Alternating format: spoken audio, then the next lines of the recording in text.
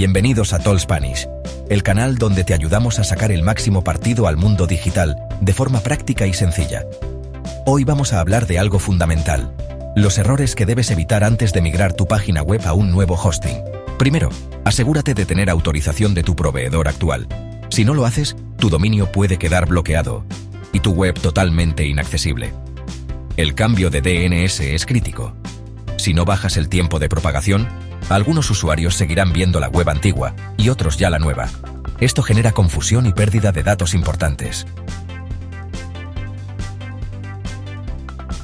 Nunca migres sin una copia de seguridad completa.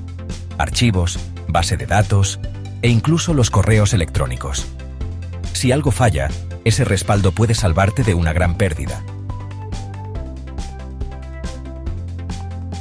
Comprueba la compatibilidad del nuevo servidor, versiones de PHP, bases de datos, certificados, SSL. Si no lo revisas antes, tu web podría romperse justo después de la migración. No apagues tu servidor antiguo de inmediato. Mantén activa la web original al menos 72 horas tras el cambio. Así evitarás caídas mientras se propagan las DNS. Y un error muy común: olvidar el SEO. Configura redirecciones 301 desde las URL antiguas, para no perder posicionamiento en Google y evitar errores 404.